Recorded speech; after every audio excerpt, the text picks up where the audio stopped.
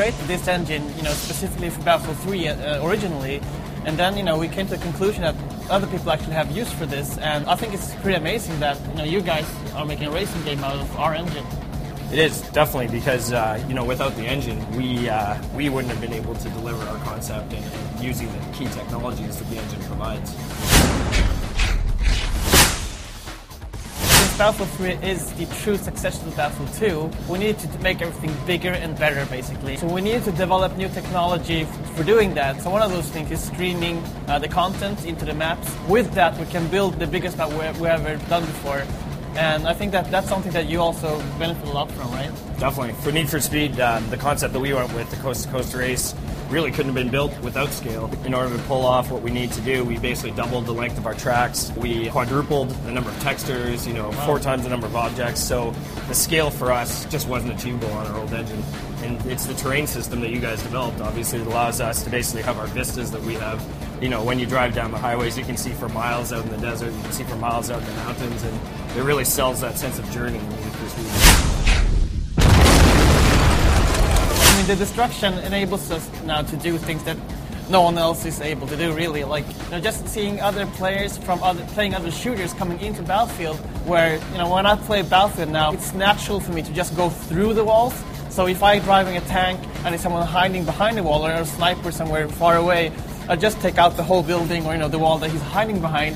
While, you say people that not used to playing Battlefield and they're trying to run around the walls all the time, and I'm just laughing at them what they're doing. It's kind of cool to see how that also is implemented in Need for Speed.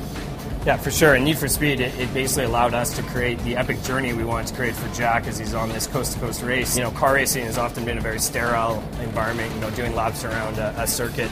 And as a genre, I don't think we've actually made the advancements that you guys have made yet. So for us, it was all about harnessing that power to create objects you smash through on shortcuts, or whether you're driving down Chicago and you're being chased by a helicopter and cars are blowing up and you're seeing pillars explode all along the drive. It really has allowed us to set the bar a little bit higher as a racing game across the board. We wrote the whole rendering engine from scratch, and that enables us to have more light sources to make it more cinematic. We can do both indoor and outdoor lighting, so you see actually real shadows going around the game. And just with the destruction, we have all these explosions and the smoke coming out. We needed the particles, so the effects look really good as well, really cinematic.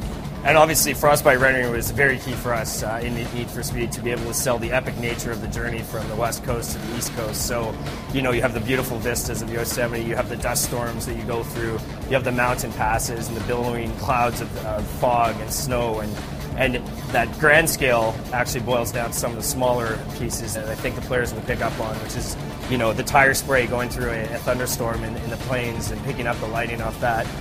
Chicago, there's blasting pillars and dust and picking up the lights from the taillights and the headlights of the car, and the dynamic lighting as you go into New York at sunset. And it's just an amazing vista of visual environment from start to finish that, it really sells the journey the player goes on in this race.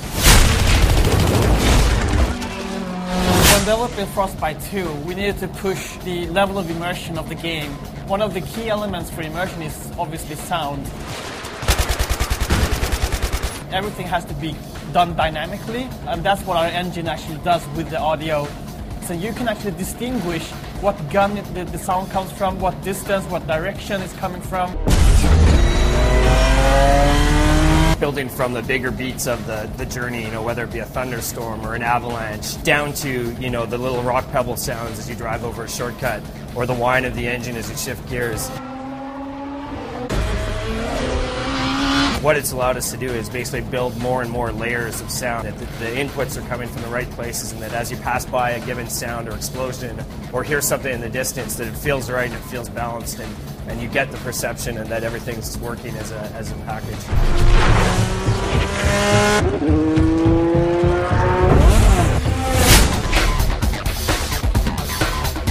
So we looked at this sports game actually, looking at FIFA and Madden, and what they've done, the players, when they're running around, kicking the ball, it looks so realistic.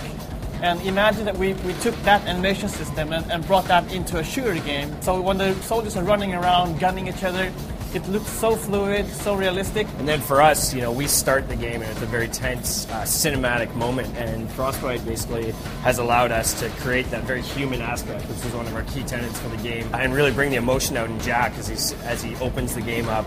And beyond that, I mean, as we've described some of the moments you go through over the course, a lot of them are very animated moments, and so the animation engine of Frostbite has allowed us to pull off some of these moments and these epic beats in the part of the journey that we wouldn't have been otherwise able to pull off. I think it's great that we've made this engine and then be able to share it with other teams and just like focus on actually making the game and not the technology. Just that we actually got stuff back from you guys. We have roads, and they built a tool for building roads.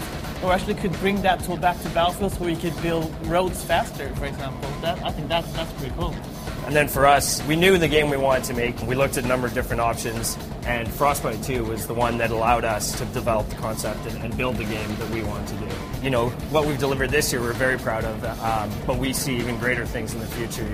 The run is just the start of what we think we can do with Frostbite.